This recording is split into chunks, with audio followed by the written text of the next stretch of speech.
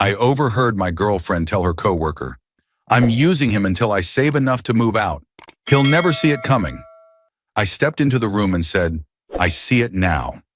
Then I ended it on the spot in front of her coworker, the way she collapsed when her plan fell apart. I, 29 male, had been with Maya, 27, for 2 years. We lived together in my apartment, split bills equally, and talked about building a future. Out of nowhere, I heard words that would shatter everything I believed about us. Her voice came through the bedroom door, casual and cold. "I'm using him until I save enough to move out. He'll never see it coming." I stood in the hallway, groceries in hand, frozen. The laugh that followed made my stomach drop. She wasn't whispering. She wasn't ashamed. She was on speaker with her coworker, sharing this like it was nothing. 2 weeks earlier, Maya had told me she wanted to start saving more aggressively. She suggested I cover rent while she put her half into a savings account. It felt fair. We were partners. I trusted her. The thought that she had been planning this, counting down the days until she could walk away with pockets full, burned through me. I heard her coworker's voice crackle through the phone. "Wait, he doesn't know?" Maya laughed again. "Not a clue. He thinks we're building something together. It's actually kind of sad." My hand tightened on the grocery bag. The plastic cut into my palm. I walked straight into the room. Maya was lying on our bed, feet up, phone on the nightstand. She looked relaxed, completely at ease. Then she saw me. Her face drained. She sat up fast. I set the groceries on the dresser. Milk, eggs, bread. Things I bought for us. I looked at her, then at the phone. "I see it now," I said. Her mouth opened. No sound came out. The phone speaker crackled again. "Maya, you still there?" I picked up the phone. "She's here, but I just ended this relationship. You can tell the office." I hung up. Maya scrambled off the bed. "Jake, wait. Let me explain. That wasn't what it sounded like." I didn't raise my voice. I didn't need to. "You said you're using me. You said I'd never see it coming. I heard every word."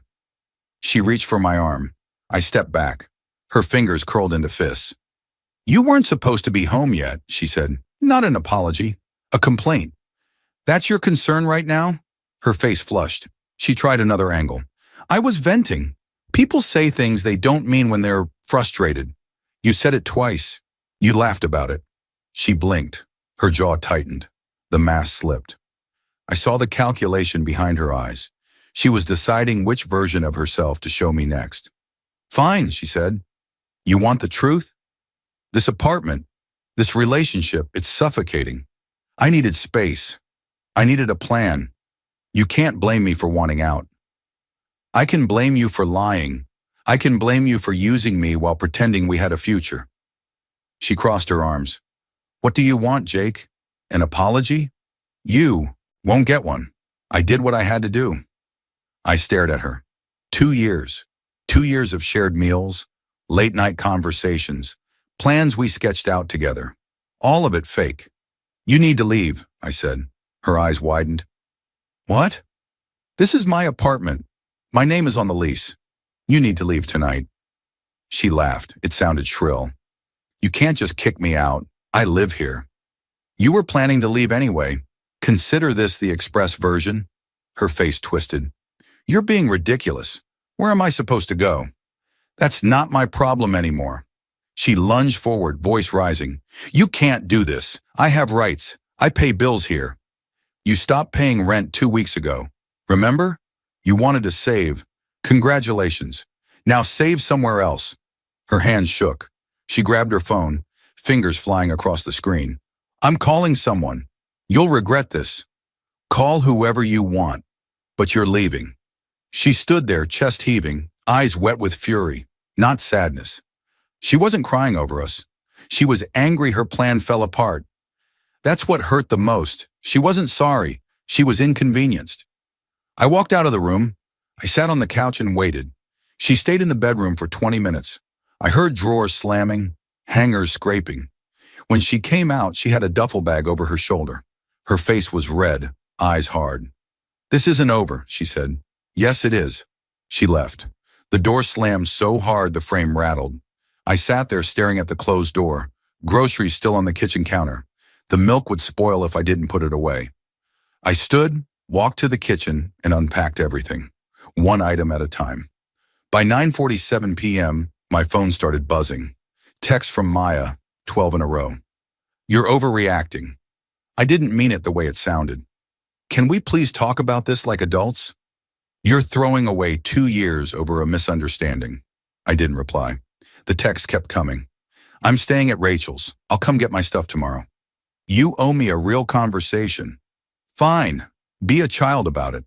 I blocked her number. The buzzing stopped. The apartment felt too quiet. I sat on the couch and replayed the conversation in my head. Every word, every laugh, every excuse she tried to use. I wasn't angry anymore. I was numb. The next morning I woke up to pounding on the door. I checked the time. 7:13 a.m. I opened it. Maya stood there, eyes swollen, makeup smeared. Rachel hovered behind her, looking uncomfortable. We need to talk, Maya said. No, we don't. Jake, please. I made a mistake. I was stressed. Work has been crazy. I said things I didn't mean. You meant every word. Rachel cleared her throat. Maybe we should all just calm down and talk this through. I looked at Rachel. Did she tell you what she said? Did she tell you she was using me to save money so she could leave? Rachel's face shifted. She glanced at Maya. Maya's mouth tightened. That's not the full story, Maya said quickly. Then tell me the full story. I said, right here, right now. She hesitated. Her eyes darted to Rachel, then back to me. I was frustrated. I felt trapped. I didn't know how to talk to you about it. So you talked to your coworker instead, on speaker, while laughing. Rachel stepped back. Maya, you said you guys just had a fight. You didn't tell me about any of this. Maya's face flushed. Rachel, don't. Rachel shook her head. I'm not getting in the middle of this. She walked away down the hall and disappeared into the stairwell. Maya stood alone, arms crossed, shoulders hunched. Great, she said. Now Rachel thinks I'm a terrible person. You are. Her eyes snapped to mine. You don't get to judge me. I'm not judging you. I'm just done with you. She stepped closer, lowering her voice. You think you're so perfect? You were boring, Jake. Every day the same. Work, home, dinner, TV. I was dying inside. Then you should have left, honestly. Not by draining my wallet while pretending to love me. I never said I didn't love you. You said you were using me. She didn't have an answer for that. She stood there silent, fists clenched. Finally, she turned and walked away. No goodbye, no apology. Just gone. I closed the door and locked it. I sat on the couch and stared at the wall. The apartment felt bigger without her. Emptier, but cleaner too. By noon, my phone buzzed. Not Maya, her mother. I stared at the name on the screen. I hadn't spoken to Mrs. Patel in months. I answered. Jake? Her voice was soft, hesitant. Hi, Mrs. Patel. Maya told me what happened. She said you kicked her out without warning. I closed my eyes. Of course she did. Did she tell you why? There was a pause. She said you had a fight, that you overreacted. I overheard her on the phone. She told her coworker she was using me for money, that she was saving up to leave, and I'd never see it coming. I walked in and ended it right there. The silence stretched. Then Mrs. Patel sighed. Oh, Maya. I'm sorry, I said. I know she's your daughter, but I couldn't stay with someone who saw me as a paycheck. No, Mrs. Patel said quietly. You shouldn't have to. She paused. I'm sorry, Jake. I really am. I thought you two were good together. So did I. She hung up. I set the phone down. That was it. Maya's own mother didn't defend her. That told me everything. 2 days later, Maya showed up again, this time with her brother Arjun. He knocked, firm but polite. I opened the door. Arjun stood there, hands in his pockets, face neutral. Jake, he said, Maya needs to get her stuff. Fine, she has 20 minutes. Maya pushed past him and headed straight for the bedroom. Arjun stayed in the doorway. He looked uncomfortable. I heard what happened, he said. For what it's worth, I'm sorry. She shouldn't have done that. I nodded. Thanks. He glanced toward the bedroom, then back at me. She's been crashing with us. My wife isn't happy about it. Maya keeps saying you ruined everything. But between you and me, I think she knows she messed up. She won't admit it, though. No, probably not. Maya came out 15 minutes later, arms full of clothes, a box balanced on top. She didn't look at me. She walked straight past, out the door, down the hall. Arjun followed. At the door, he turned back. Good luck, man. You deserve better. Thanks. He left. The door clicked shut. I walked through the apartment. It was strange, seeing the empty spaces where her things used to be. The bookshelf with gaps, the bathroom counter with only my toothbrush, the closet with room to breathe. I sat on the couch and opened my phone. I scrolled through our old photos, smiling faces, trips we took, dinners we cooked together. I deleted them, every single one. It took 10 minutes. When I finished, the gallery was clean. That evening, I got a message from an unknown number. I opened it. It was from Priya, Maya's coworker, the one who had been on the phone that day. Hey, Jake, I just wanted to say I'm really sorry about what happened. I had no idea she was talking about you like that. If I'd known, I would have told her to stop. That was messed up. You didn't deserve that. I stared at the message. I typed back, Thanks, Priya. I appreciate that. She replied instantly. For what it's worth, everyone at the office knows now. She's been complaining about you nonstop, but we all know the truth. She's not getting much sympathy. I smiled. It was small, but it was real. Good to know. Take care of yourself. You too. I set the phone down. The apartment was quiet, peaceful. I got up, walked to the kitchen, and started making dinner. Just for me. Pasta, garlic bread, a beer from the fridge. I sat at the table and ate slowly. No TV, no distractions, just silence. 1 week later, I ran into Rachel at the grocery store. She saw me first. She waved, then walked over. Hey, Jake. Hey. She shifted her weight, looking guilty. I wanted to apologize. I shouldn't have come with Maya that morning. I didn't know the full story. It's okay. It's not, though. She lied to me. She said you guys just had a normal breakup fight. She made it sound like you were being unreasonable. Then Priya told me what really happened. I felt like an idiot. You didn't know. I should have asked more questions. She paused. For what it's worth, I told Maya she was wrong. She didn't want to hear it. She blocked me. I raised an eyebrow. She blocked you? Yeah, I guess she's cutting off anyone who doesn't agree with her version of events. That sounds about right. Rachel smiled sadly. You're better off. I mean that. Thanks, Rachel. She walked away. I finished my shopping and went home. The apartment still felt new, like I was rediscovering it. I started rearranging furniture. Small changes. The couch moved to the other wall, the bookshelf by the window. It felt like mine again. 2 weeks after the breakup, I got an email. It was from the building manager.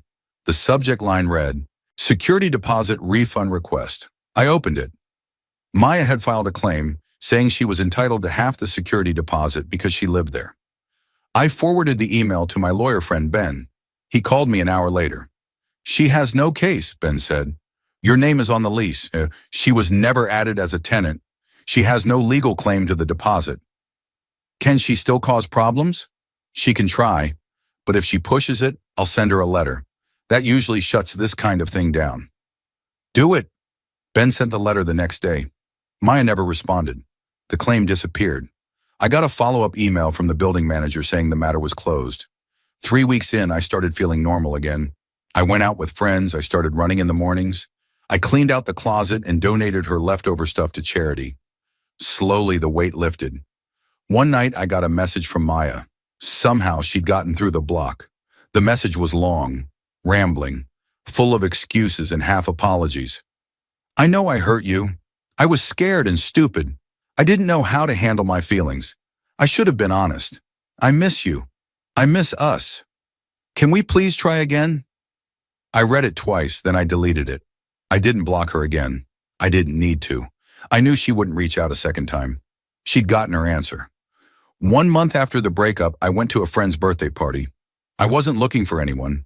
I was just there to have fun. That's when I met Claire. She was funny, sharp, and honest. We talked for hours. At the end of the night, she gave me her number. Call me if you want to grab coffee, she said. I called her the next day. We met for coffee, then dinner, then a movie. It was easy. No games, no hidden motives. Just two people getting to know each other. By month 2, Claire and I were officially together. She met my friends. They loved her. She made me laugh. She made me feel seen. One night we were sitting on my couch watching a terrible action movie, and she turned to me. You okay? She asked. Yeah, why? You seem lighter, like you're finally relaxed. I smiled. I am. She squeezed my hand. Good. 3 months later, I ran into Maya one last time. I was walking out of a coffee shop. She was walking in. We both stopped. For a second, neither of us spoke. She looked different, thinner, tired. Her eyes didn't have the same sharpness. Hey, she said quietly. Hey. She glanced at the ground, then back at me. I heard you're seeing someone. I am, she nodded. That's good. I'm happy for you. I didn't believe her, but I didn't argue. Thanks. She hesitated. I'm sorry, Jake. For everything. I handled it all wrong. Yeah, you did. She flinched.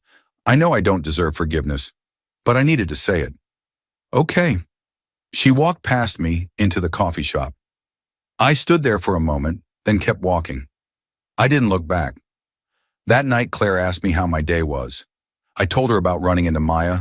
She listened, then hugged me. You did the right thing, she said. Walking away, protecting yourself, that takes strength. It didn't feel strong at the time. It was. 6 months after the breakup, I sat in my apartment, now fully my own. The furniture was different. The walls had new art. The fridge had groceries I actually wanted. I was happy. Not perfectly, not every day. But most days I woke up and felt okay. That was enough. I thought about Maya sometimes. I wondered if she ever really understood what she lost. Not me specifically, but the chance to build something real. The chance to be honest and vulnerable and brave. She chose the easy lie instead. And in the end, it cost her everything. I didn't regret ending it. Not for a second. I regretted the time I wasted believing her. But I learned. I learned to trust my instincts. I learned to value honesty over comfort. I learned that sometimes the kindest thing you can do for yourself is walk away. Maya taught me that. Not intentionally, but she taught me all the same. I picked up my phone and texted Claire. Dinner tomorrow? She replied instantly. Absolutely. Your place or mine? Mine. I'll cook. Perfect. I set the phone down and smiled. The apartment was quiet, but it wasn't lonely. It was mine. And for the first time in a long time, that was exactly what I needed. The weeks that followed were lighter. I stopped checking my phone obsessively. I stopped wondering if Maya would reach out again. I stopped caring. That was the real freedom. Not anger, not bitterness, just indifference. Claire and I talked about moving in together. Not yet, but someday. We took it slow. We built trust the right way. With honesty, with time, with patience. One evening I got a call from Arjun. I almost didn't answer, but something told me to pick up. Jake? Hey Arjun. I wanted to check in, see how you're doing. I'm good, really good actually. He paused. That's great to hear. Listen, I also wanted to tell you something. Maya moved out of our place. She's living with a new boyfriend now. Some guy from work. I didn't feel anything. No jealousy, no anger, just neutral. Good for her, I said. Yeah, I don't know if it'll last, but she seems happy, for now. That's all anyone can ask for. Arjun chuckled. You're a better man than I thought, Jake. Most guys would still be bitter. I was, for a while, but I'm over it now. She did me a favor. I just didn't see it at the time. Well, for what it's worth, I always liked you. I'm sorry things ended the way they did. Thanks, Arjun. That means a lot. We hung up. I stood there, phone in hand, staring out the window. The city lights blinked in the distance. Somewhere out there, Maya was starting over. So was I. The difference was, I was doing it with integrity, with someone who valued me, with someone I could trust. That night, Claire came over. We cooked dinner together. Tacos, homemade guacamole, margaritas that were way too strong.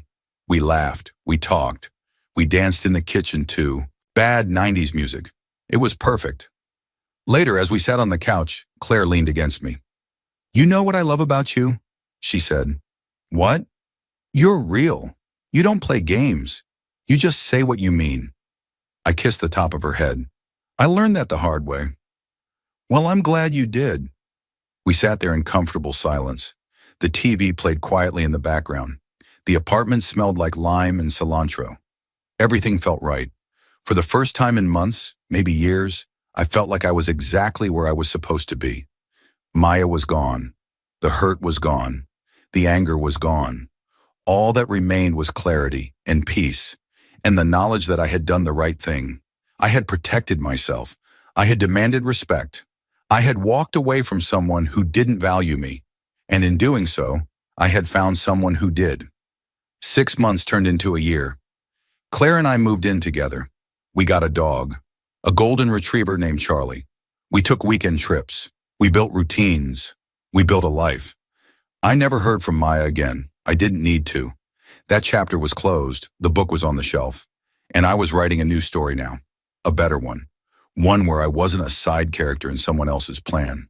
One where I was the protagonist. And for the first time in a long time, I liked the story I was living. The apartment door closed one last time that night. Not with a slam, with a quiet click.